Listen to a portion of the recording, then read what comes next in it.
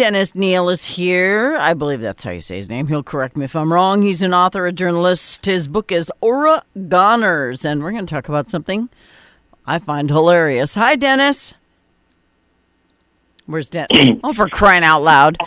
You'd think after 25 years I know which button to push. All right, so hi, Dennis. Hello, Fawn. How you doing? I am glorious and wonderful. It's almost Friday, as they say, and Thank it's you, a Jesus. beautiful day down here in South Florida. There you go. South Florida's the place to be.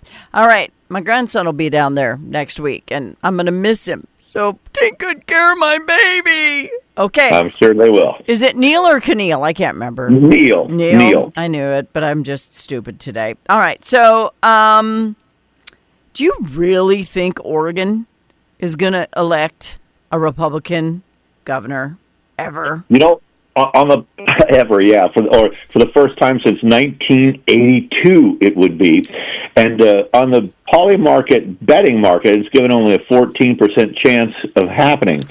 And I'm thinking of laying down a bet there because the price of that bet will go up as the odds change. But let's just look at a couple things first. You know, Tina Kotek, the Democrat governor elected in 2022 in Oregon, she is, my gosh, vulnerable here more than ever before. She's got very high disapproval ratings in even the Portland area that she represented in the state house for 15 years. She's got poor ratings all across the country, just so you know. Yeah. Anyway, she's got also her $4.2 billion 10-year tax increase for the transportation department and the unions. That was resoundingly defeated. 83% vote against it in May. She bumped that proposal, defeating her tax, up to May from November because she didn't want to be pasted with the same exact thing. But now these people are going to come and they've got to vote on Initiative Proposal 28, which would outlaw hunting, fishing, which would declare artificial insemination of cattle as sexual rape of the animal, criminal rape of the animal. Is she what? Is she mental? I mean, that thing was put on by 100,000 people were crazy enough to sign that petition, but that's going to be on the ballot about Oregon craziness, basically, at a time when she's trying to get reelected. So I think that's another factor. Christine Drazan, the Republican, this is a rematch, but in 2022, you had a third candidate, the wonderful Betsy Johnson. I just love her. She's in my book, Oregoners. And this time, it's a face-off between these two mainly, and so that's going to help. And also, Christine in the Republican primary I've met her three times. She's charming. And her Republican primary, she won only 22% of the vote to get that nomination. I think it was in 2022. This time it was 42% of the vote. So she's got more of a groundswell. And Oregon is in trouble. Governor Kotek ran on three main platforms, like drug abuse and homelessness, and I keep forgetting the third thing. Education. And she failed on all of them 4 years later. I mean, they spend almost $20,000 a year per student, but their fourth graders rank 48th and 46th in math and reading. Yikes. I mean, they're at the bottom of the country. One guy said to me, "We're Mississippi now," and Mississippi's near the top of the charts. Yeah, Mississippi's beating California. I find that so hilarious. So, you know, we have to... we just have to look at the fact that Oregon, when you think about Oregon, that's where big trees are. People actually book hunting trips there because there's plenty of wildlife for them to go hunting. People like to go deer hunting. People like to harvest animals. They eat them. Inseminating a cow would be criminal rape. Yeah, just unbelievable. Make that make sense for me. Yeah, and cows, well, because what they do, the liberals, it's not really to save the animals and protect the animals. It's aimed at destroying the industries, the ranches, the farming, fishing, commercial fishing. It's what they did to timber. They devastated the timber industry.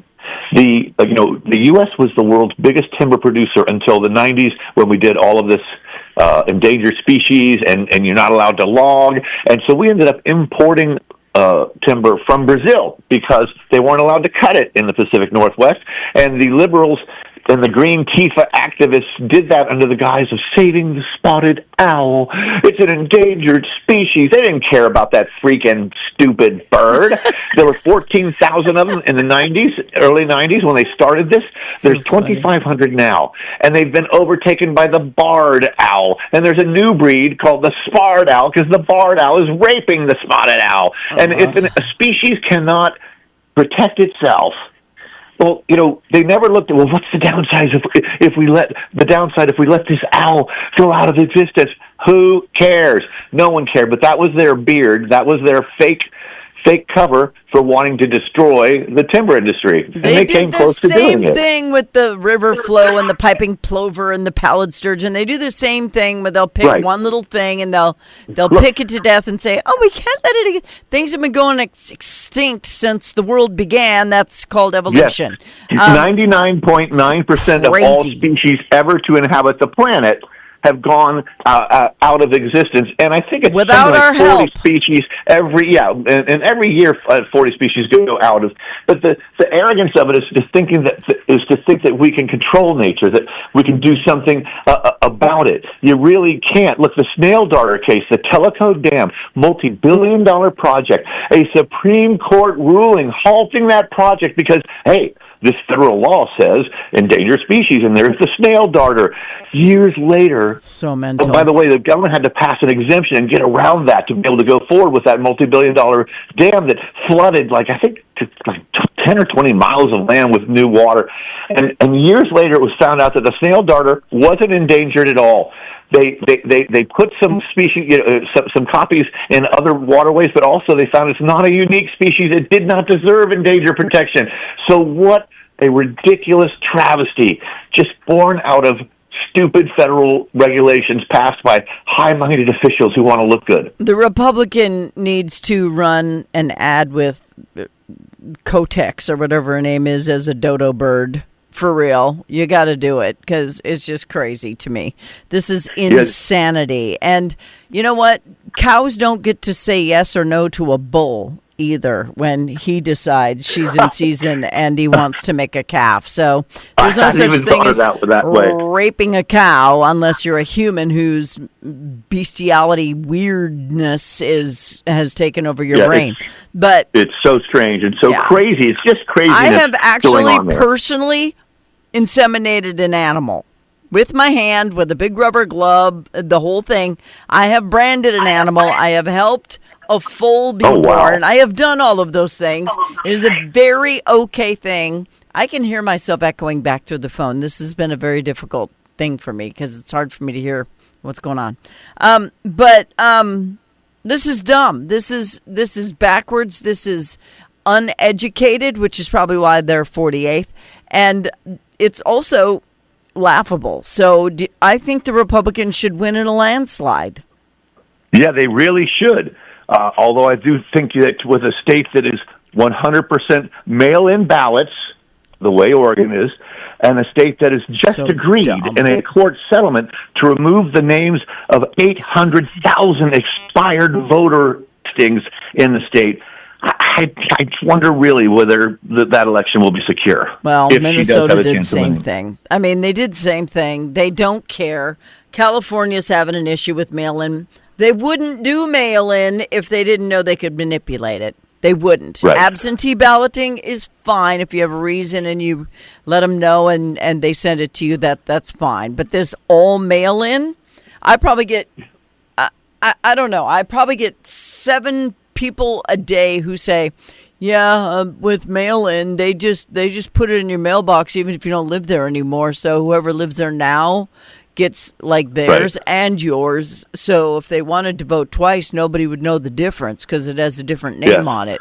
So it's ripe with cheating. Right. In all of my life, and I'm a bit older now, I never have seen so many incidences, curious examples of possible election shenanigans all over the place that broke out this time around, especially in L.A., visible for all of us to see. Mm-hmm. And yet, if you dare raise a question, you're an un-American election denier. How dare you? And then we have the Republican leader of the Senate, Thune, refusing to push that voter rights, protection act, that SAVE Act, and he's not even in the game. I mean, it's as if the Republicans aren't fighting it more because they benefited from cheating too. They're more than happy to let it happen. And nobody should be able to cheat. I don't care which party wins, but the left likes to say, "Oh, you're only mad when you lose." No, we're mad when it happens at all. Win or lose, we should have an election day, period. And there are not that many difficult ways to get to a ballot box. But I'm out of time. Where do people get your book, Dennis? Oh, go on Amazon, please. Search for Oregoners. Give it a great review, even if you don't read it. I want the help, and we got that puppy up there in only 2 weeks. It's ripped from the day's headlines, and it is a cautionary tale, a canary in the coal mine for blue states everywhere. You guys got to wake up and swing back to the middle. You do, and if you don't, you're going to be a goner. From Oregoner. Yeah. Even he fled Mamdani and moved to Florida because he ain't stupid. Thank you, Dennis. Thank you so much. Have a glorious day. You too. Bye.